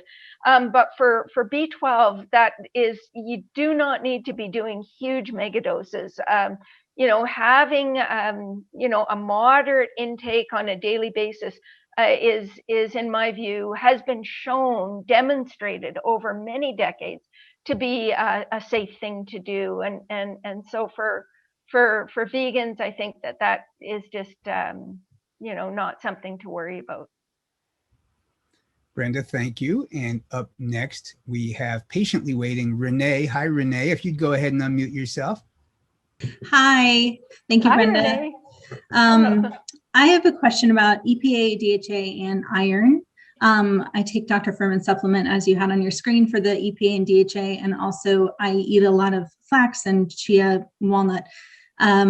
And also for iron, I do all the things to enhance the absorption, but my levels are still not optimal for both of those. I'm wondering, are there some people that just don't absorb it due to genetic reasons, or is there something else I should be doing? So I'm sorry, I just missed one little part. So for iron, your levels are low? They're low. And I eat the iron-rich foods. I eat all the ways that you teach about, and do the things to optimize it, such as the vitamin C and those things too. Okay. And then your EPA and DHA they're in the mid-range. They're not, they're not optimal. Okay. I mean, with iron, there are a number of things that you can do to try to increase iron a little bit more and intake. But if that doesn't work, then you may want to be doing a supplement, with like a multivite with iron, or an iron like a liquid iron supplement a couple times a week.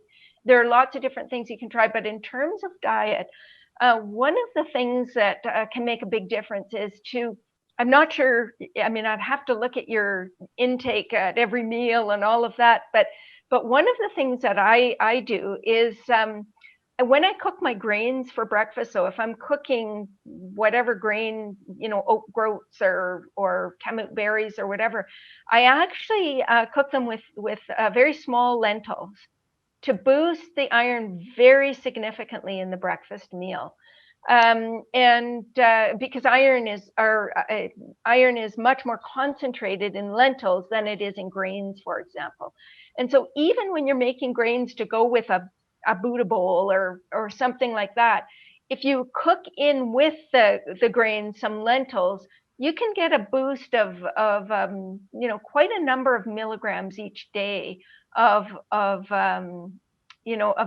And then of course you're doing the making sure you've got a good source of vitamin C with that meal as well. For small children, one of the things that I've suggested, and some people aren't too keen on it, but iron infant cereal is iron enriched. And for children that tend to be low, even older children, when you mix a little bit of infant cereal into, let's say you're making muffins or pancakes, into the batter, that boosts iron tremendously and can turn iron deficiency around. For children that are kind of sensitive to having the supplements, a lot of people are sensitive to iron supplements, so that's an issue for lots of people. But yeah, I mean, you just have to play around until you can get your levels. And again, the levels, for example, of ferritin, it's all based on omnivores. And so vegans tend to have lower levels of serum ferritin.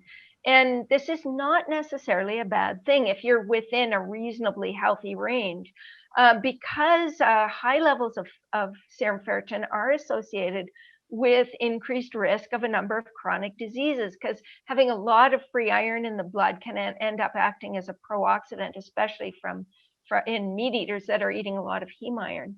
So just be aware of that if your hemoglobin and hematocrit are normal, don't worry about a slightly low serum ferritin. And then in terms of the EPA DHA, I mean, all you can do really is to do what you can to enhance the conversion of ALA and to take the EPA and DHA directly, which you're doing.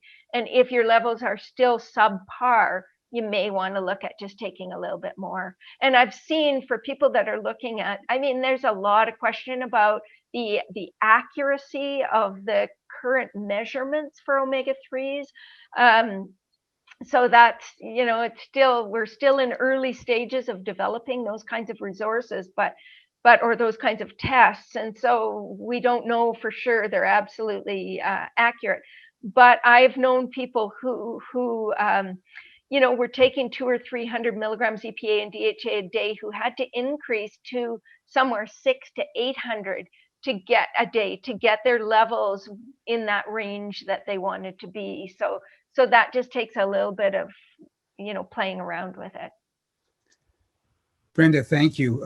This is amazing, all this value that you're adding for all of us. Thank you so much for doing this Q&A session. And I want to remind everybody that we're only able to take questions if you come on and raise your hand. So we're not taking questions from the chat box or anything like that. So just want to make sure everybody knows that. Come on and raise your hand, and we'll make sure we do our best to get to you in the time we have allotted. And so with that, Brenda, we have Michelle, who's been waiting patiently. Michelle, thank you so much for unmuting. And what's your question for Brenda? Thank you, Brenda. It's amazing to see you again. I'm a huge fan. I have a question about probiotics for children. So I am a practicing nutritionist, and I'm wondering what you think when you're dealing with a child that has withstood prolonged and repeated antibiotic use, and they've got a very, very depleted microbiome, about the efficacy of probiotics, and the child will not tolerate or is not interested whatsoever in fermented foods of any kind. I've noticed that the research seems to be fairly unsupportive of probiotics in terms of efficacy, that it can be a supporting player. But I'm wondering, you look at this research so much more extensively than anyone I know. What have you found in that regard in terms of the effectiveness of probiotics to help that situation? Because I think focusing on food seems to be the most effective thing that I've found. Mm-hmm. Absolutely. And I think you're right. You're spot on, Michelle. The evidence is still a little shaky on whether or not probiotics, how effective they are. And there's a lot of research showing that they can be effective if they are very carefully selected. And so there's certain bacteria that are very specific to certain types of conditions and situations that you need to be supplying in the supplement form. So and that I definitely don't have the expertise in that regard, but there are some really good books. There's one by Alan Desmond and another, of course, Fiber Fueled, and that go through some of this in reasonable detail. But the other thing is, I think you're absolutely right that the most critical factor is providing, the gut microbiome with sufficient prebiotics. And prebiotics are simply the food for the bacteria, and you need to have sufficient prebiotics in food, and then slowly the gut microbiome will start to rebuild itself in a positive direction. And so prebiotics, all plant foods contain prebiotics. Prebiotics are just different types of fiber, and one of the most important things is the diversity of the prebiotics. So you want to be including fiber-rich, a wide variety of fiber-rich foods for optimal results. But in the situation that you're talking about, based on what I've seen over the years, I would still think that a really high quality probiotic supplement could be a reasonable choice as well. Brenda, thank you. And up next, we have, I believe, Artie, if I'm saying that correctly. Artie, if you'd go ahead and unmute yourself. Hi, Brenda. Thank you very much for your talk. Hi. Sorry, my video is gone. Okay. I just want to thank you very much because you've been one of the biggest influences in my practice. I work as a family medicine doctor, and in terms of how I've changed things and approach my patients, I basically follow everything you advise and pass it on to my patients. And I've seen great benefits. So I really want to thank you for that. Well, Artie, thank you. That means the world to me. I just so appreciate you sharing that, and I feel so honored. So thank you so much. No, thank you. So my question was to extend towards kids. So my specialist area is type 2 diabetes, but I'm mainly seeing adults. As a family medicine doctor, I do see kids as well, though. So the question was about sort of the typical plant-based plate that we use for adults. I saw your picture up for the one that you use for kids as well, and it looks very similar.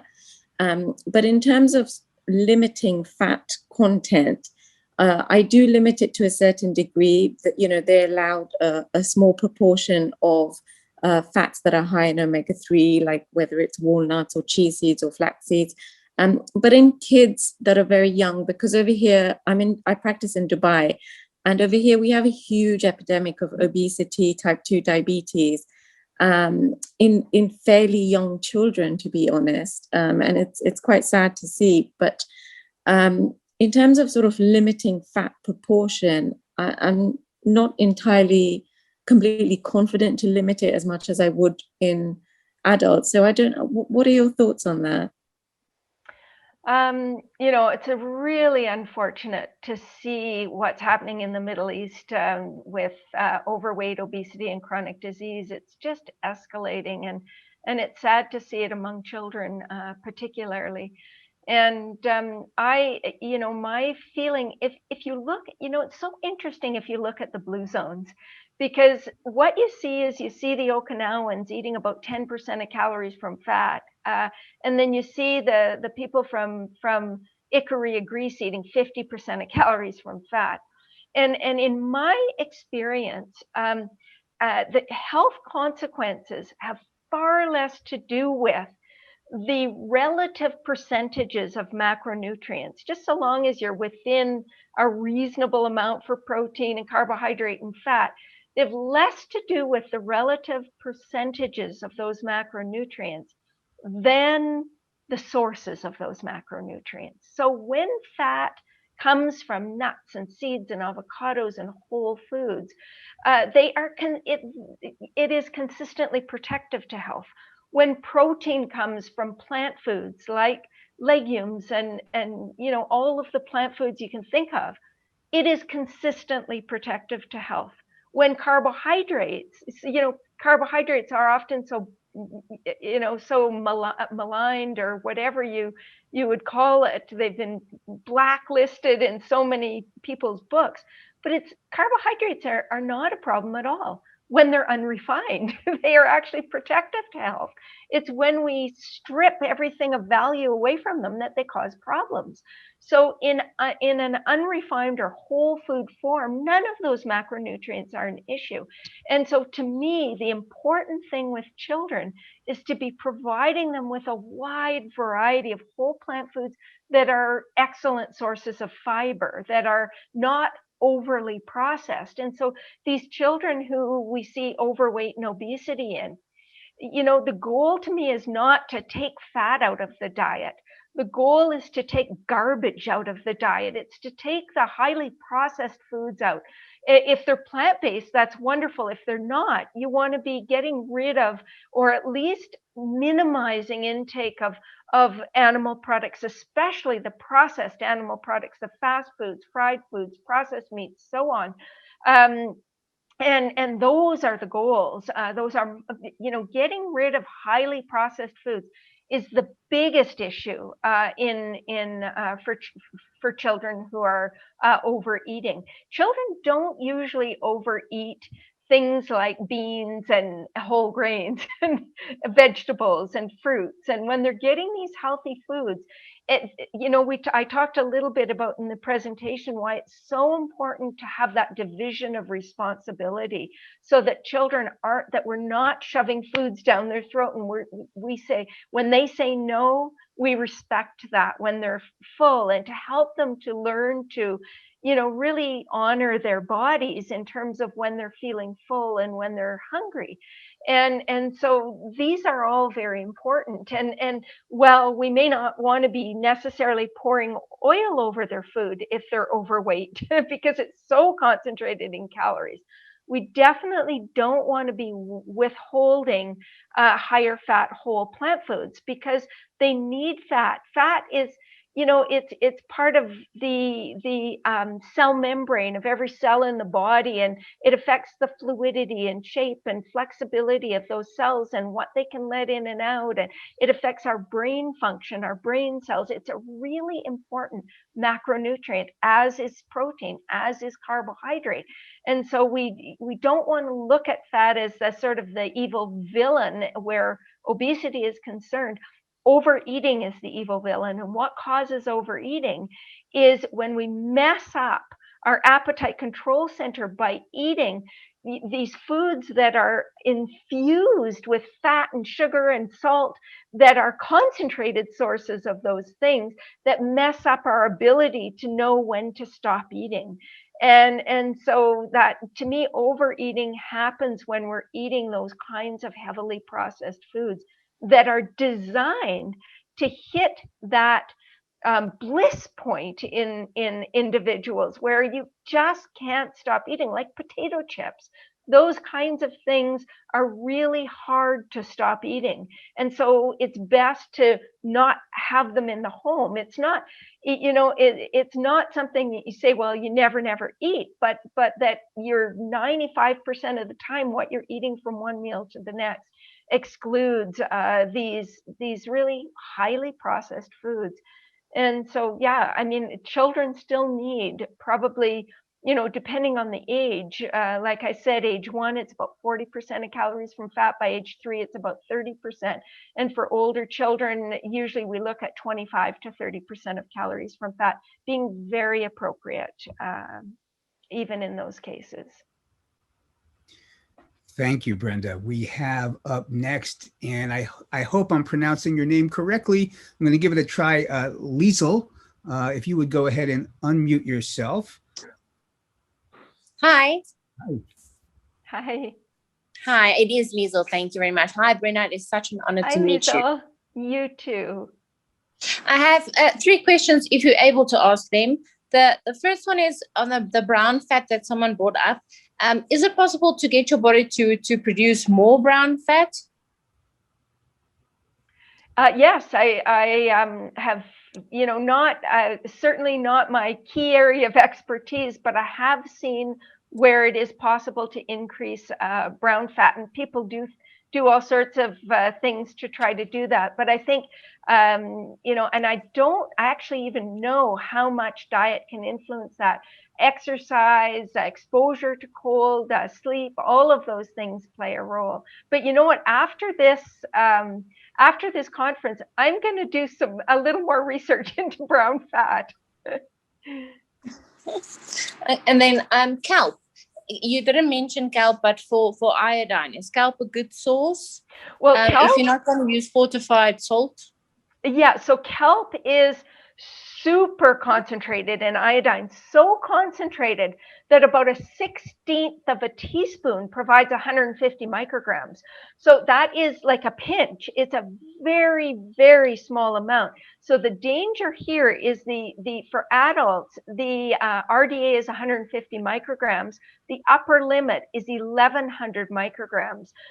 You would hit that with what, a half a teaspoon or something of kelp powder. So just to be very, very aware of the amount you're using. So if you're using the seaweed kelp versus most people just use the kelp powder that you sprinkle on foods, just be very aware of the amount you're using, especially for a child, because again, the upper limit for iodine for children is not very high. It's, really, it would be exceeded very, very rapidly if you're using kelp powder in excess. So it's just a pinch. So you just want to, learn exactly how much you get from the kelp powder and then make sure you're not exceeding the upper limit. But it's a very concentrated source, so it could be quite useful. And is there a situation with thyroid that you should avoid kelp or iodine? Because I've heard different, I don't know, they've theories but recent information that you should avoid iodine if you have thyroid issues. Well, no, it depends. I mean, if you have Hashimoto's disease, then caution is definitely warranted. But for a lot of people who have hypothyroid, it's triggered by a lack of iodine. Iodine is necessary for the manufacturing of thyroid hormones. And if you don't get enough iodine, you don't produce the thyroid hormones that you need. So it's really important to get enough iodine, although you don't want to necessarily you don't want to be over the upper limit for sure.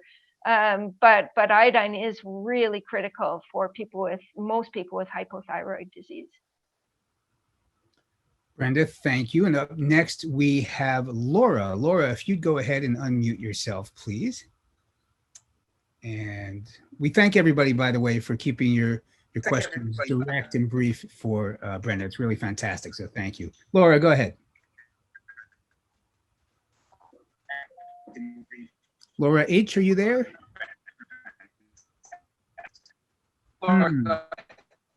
She's unmuted, but we're not hearing her. You know what, Laura? Laura, I'm so sorry. We're actually gonna mute you. We're having a hard time hearing you. But what we'll do is we're just gonna try you back one more time in a minute. Let's move on to, and I hope I'm pronouncing this correctly, Josepa, if we can have you unmuted. Can you hear me? Hello. Hi, Josepa. Yes, can you hear me? We can. Thank you. Okay. Hi, Brenda. Hi, everybody. I just have two. I have two questions. You know what, Laura? I'm so sorry. We're mixing. Okay, I think you're good now. Thank you. Okay. So first question is do you maybe recommend iodine in pregnancy and also probiotics in the pregnancy. I'm sorry, probiotics? Yes, and Yes, okay. iodine.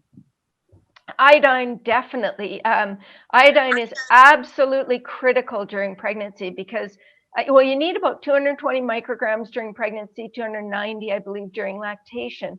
And if you don't get sufficient iodine in pregnancy, your child can be born with a very severe cognitive impairment. And so iodine is critical to brain development. So you absolutely need to get iodine, and it is an issue if you're not using iodized salt. You just need to. What you can do is to choose a prenatal supplement that includes iodine, which to me is probably the easiest way to make sure that you're getting enough iodine and some of the other nutrients that are pretty critical during pregnancy as well. So one of the other nutrient that you might want to consider looking for in a prenatal supplement is choline. So both of those, but iodine, definitely, you want to hit your RDA for iodine when you're pregnant. And then the second question was about probiotics during pregnancy. And again, I don't think it's necessary if you're eating a lot of prebiotics. You should, and you can not only eat prebiotics, you can eat probiotics as well in the form of fermented foods. You know, if you're consuming some, I use a cashew almond fermented yogurt and naturally fermented. Sometimes I make my own sauerkraut. There are lots of fermented foods. You know, you can do your own fermented cheeses and things like that too, or purchase them. So. Mm-hmm. Great, Brenda, thank you. And Laura, we're going to try you one more time. Laura H, let's try to unmute you. Hopefully it'll work this time. Laura, are you there? Yeah, I'm here. Can you hear me? Yes. We can, thank you. Okay, I'm going to talk fast because it might not stay. I was trying to ask about, I've had kidney stones show up a few times now in my CT scans, and I found out about oxalates and been trying to not have high oxalates, but it cuts out like every food. And I wanted to know what you thought about that, because it ends up being like almost nothing I can eat between that and my allergies.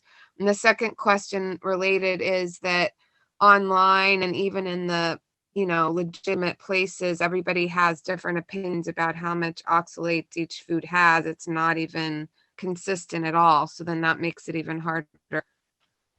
That's a question. Yeah, it's one of the thing that is kind of one of the things that is nice to know is that vegans actually have a significantly lower risk of kidney stones.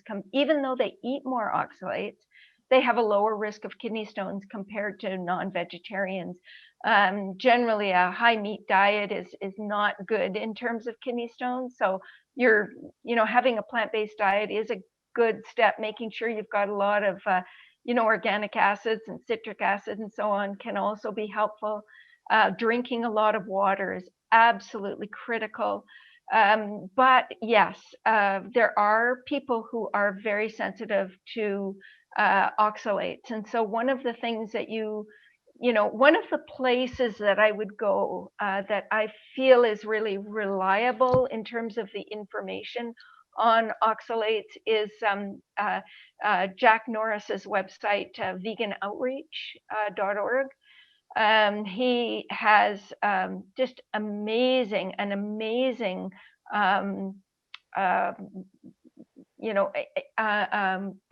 section on oxalates, and it's just very, very well done.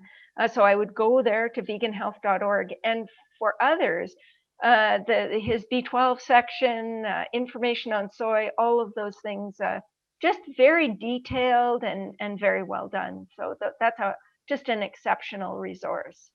So definitely I would do that. And then, just be picky about which greens you're using, and definitely if you're making smoothies, avoid any oxalate rich greens. Yeah, I'm sure you know all of that. Certainly spinach is, really high on the top of the list. So beet greens, Swiss chard. They're all up there. So yeah, and above and beyond that, just make sure you're getting your liquid water. Brenda, thank you. We have David coming up next. David, if you'd unmute your audio, please. Great, thank you. Can you hear me? We can. Thanks, David. Hi, Brenda. By the way, I have one of your older books. Oh yes, and I have 2 new diabetes books. I don't even have diabetes, but I have it. I bought it years ago. I'm sorry for interrupting. Okay, this is one of the new ones. It's called Kick Diabetes Essentials. Mm-hmm. And then I have the Kick Diabetes Cookbook as well. So yeah, Defeating Diabetes, I think I did in 2013. So yeah, it's a great book. I saw thank you. And just wanted to share, but I've been following. I've listened to a lot of your lectures over the years, and so I've been plant-based about 3 years, full-time, 100% now. But I do have a question. I recently, and I feel great. I'm younger, but I did it because I wanted the long-term effects of it. But I do have a question. So I've been eating a B12 only about 500 mcg every other day or so. I've also been supplementing with a little bit of nutritional yeast, but it wasn't anything I was overdoing. But recently I went to my doctor to get a health check, and he decided to check my B12, and I had over 14, close to like 1500, which was above the range of normal. So I wanted to find out, what do you recommend? My personal doctor is not a plant-based doctor, so he didn't have a solution for me. But what's like a good amount to eat so that I'm not over the limit? Because that kind of got me nervous, especially the fact that I read of the side effects. So so David, I would suggest that it depends on how much nutritional yeast, and if you're having any other fortified foods like fortified non-dairy milks, you may be getting plenty from your diet. You don't need any supplement at all. But if your diet is sort of spotty in B12, what I think I would suggest you do is just for now, I would for now not take the supplements for a while until you have your B12 tested again and see what it's out at just with your fortified food like nutritional yeast. And then if it starts to get to a more normal level, then you might want to just start with like 1,000 micrograms once a week and see where that takes you. And just sort of monitor your B12 to see what's a good place for you. Obviously 500 micrograms every second day was too much for you. It's not really that excessive. For people who are 65 plus, we usually suggest 1,000 micrograms a day. And for other adults, we usually suggest 1,000 micrograms twice a week. So the amount you were taking wasn't ridiculous by any stretch, but for some reason your levels are really high. So it's coming from somewhere. And so I would just cut out the supplements for now, test again. And then, once your numbers start getting into a more normal range, then, just try a once a week, 1,000 micrograms.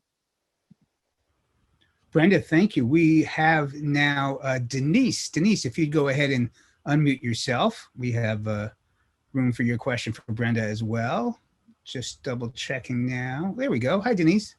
Hi there. Thank you. I love this opportunity to speak to Brenda. I teach older people plant-based eating in Tucson, Arizona, and I love sharing your work.